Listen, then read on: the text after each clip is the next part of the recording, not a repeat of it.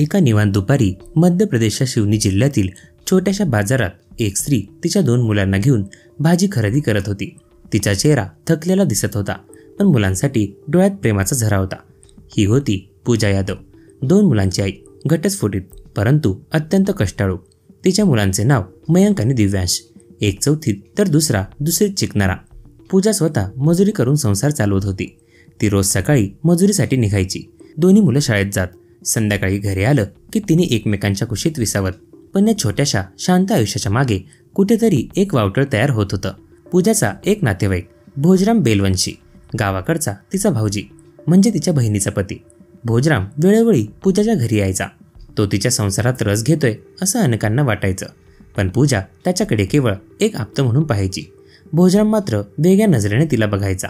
त्याच्या डोळ्यात प्रेम नव्हतं, पण एक झपाटली पण होतं, तिला मिळवण्याची आस, आणि तीही अगदी विकृतीच्या काठावर पोहोचलेली। भोजराम वेळोवेळी पूजाला मदत करण्याच्या नावाखाली घरी यायचा। दोन्ही मुलांना चॉकलेट्स आणायचा। भाऊजी चांगले आहेत असं मुलंही म्हणायची, पण पूजाच्या मनात एक बेचैनी होती, कारण त्याच्या नजरा विचित्र होत्या। त्याची मदत खोट्या आपुलकीतून आलेली वाटायची। एके दिवशी पूजा त्याला स्पष्ट शब्दात म्हणाली, माझ्या आयुष्यात कोणी यायचं नाही, आता तूही येऊ नको इथे। भोजरामचं मन खदखदून उठलं। त्याला वाटलं मुलं हटवली तर पूजा एकटी होईल आणि कदाचित तेव्हाच ती मला भाव देईल। पुढचे काही दिवस भोजराम गावात दिसलाच नाही, पण अचानक 15 जुलैच्या दिवशी तो सिवनीमध्ये आला। त्या दिवशी संध्याकाळी पूजा कामावर गेली होती। मुलं घरी होती। भोजराम त्यांना म्हणाला, चला तुम्हाला मी नवीन सायकल आणून देतो। 2 निरागस चेहऱ्यांनी आनंदाने मान हलवली। रात्री उशिरापर्यंत मुले घरी परत आली नाहीत। पूजाने शेजाऱ्यांकडे, शाळेत, गल्लीभर सगळीकडे शोध घेतला। 16 जुलैला ती थेट कोतवाली पोलीस स्टेशनला गेली। माझी 2 मुलं मयंक आणि दिव्यांश काल संध्याकाळी 5 नंतर घरातून गायब आहेत। ते गेल्यानंतर काहीच कळालेलं नाही। तिने पोलिसांना सगळी माहिती दिली। पोलिसांनी गुन्हा दाखल केला। 3 स्टेशनांच्या एकत्रित टीम तयार करण्यात आली। शोधांती पोलिसांना माहिती मिळाली की घसियार चौकात एका ऑटोमध्ये 2 मुलं दिसली होती। पोलिसांनी त्या ऑटो ड्रायव्हरचा शोध घेऊन त्याच्याकडे चौकशी केली, तेव्हा त्याने फोटो बघून ओळख दिली। तो म्हणाला हा इसम भोजराम होता। त्यानेच या 2 मुलांना जनतानगर चौकात उतरवलं होतं। पोलिसांनी भोजरामचा शोध घेऊन त्याला अटक केली। भोजरामची चौकशी चालू झाली, पण तासनतास चौकशीतही तो काही सांगायला तयार नव्हता। पण जेव्हा पोलिसांनी त्याच्यासमोर पुरावे ठेवले तेव्हा तो घामाघूम झाला आणि त्याने सगळं कबूल केलं।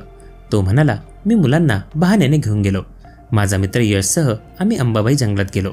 रात्री 8:30च्या सुमारास मी दोघांचाही गळा चिरून त्यांचा खून केला, कारण ते माझ्या प्रेमात अडथळा बनत होते। त्याने त्या निरागस मुलांचे मृतदेह जंगलात दगडाखाली लपवले होते। जेव्हा पोलिसांनी ही माहिती पूजाला सांगितली की तुझ्या मुलांचं अपहरण नाही, त्यांचा खून झालाय आणि तोही तुझ्या भाऊजीने केलाय, हे ऐकून पूजा अवाक झाली। तिला हतबल झाल्यासारखं वाटू लागलं। एका क्षणात तिच्या जगातलं सर्व काही नष्ट झालं। तिला विश्वास बसत नव्हता की ज्याला ती भाऊजी मानायची त्यानेच तिच्या लेकरांचं सर्वस्व हिरावून घेतलं। गावात संताप उसळला। लोकांनी भोजरामसाठी फाशीची मागणी केली। एका विकृत एकतर्फी प्रेमाने 2 निष्पाप जीव घेतले। हा फक्त गुन्हा नाही, हा माणुसकीच्या विश्वासावर केलेला घात होता।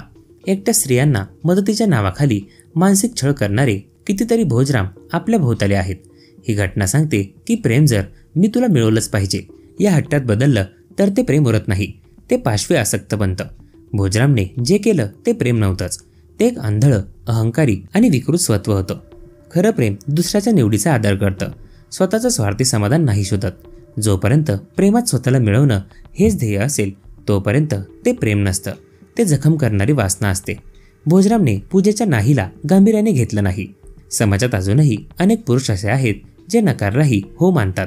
ही घटना शिकवते की नकार देणं म्हणजे तिरस्कार नव्हे, ती एका व्यक्तीची स्वतंत्र इच्छा असते आणि त्याचा आदर करणं हेच माणुसकी आहे।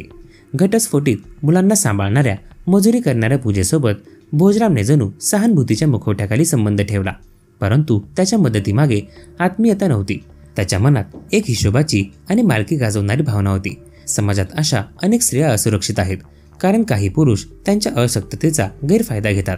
मयंक आणि दिव्यांश ही फक्त 2 बालके नव्हती, ते पूजाच्या आयुष्याचं उभं राहिलेलं आशास्थान होते। भोजरामने त्या मुलांना केवळ अडथळा समजून मारलं, हे पाहून काळी झालतं। आपल्या समाजात अजूनही मुलं अपघाती बळी ठरत आहेत, एका वेड्या मानसिकतेमुळे। पूजाने नवऱ्याशी पटत नसल्याने घटस्फोट घेतला होता आणि ती स्वतःच्या कष्टावर संसार चालवत होती। ही स्वतंत्रता अनेकांना खटकते। हीच खरी शोकांतिका आहे। स्त्री स्वतंत्र निर्णय घेऊ शकते हे अजूनही समाज पचवू शकलेला नाही. प्रेमात अधिकार नसतो, स्वीकृती असते. नात्यांमध्ये बळजबरी असेल तर ते नातं नव्हे, ते हिंसक बंधन असतं. या घटनेने आपण एकच गोष्ट शिकायला हवी. कोणत्याही नात्याला जर जबरदस्ती, विकृती किंवा सुळाची किनार लागली तर त्या नात्यातून माणूस नाही, राक्षसच जन्मतो. ही घटना फक्त सांगण्यासाठी नाही, ती लक्षात ठेवण्यासाठी आहे. ज्यांनी प्रेमाच्या नावाखाली हक्क गाजवण्याचा प्रयत्न केला आहे त्यांनी हे लक्षात घेतलं पाहिजे.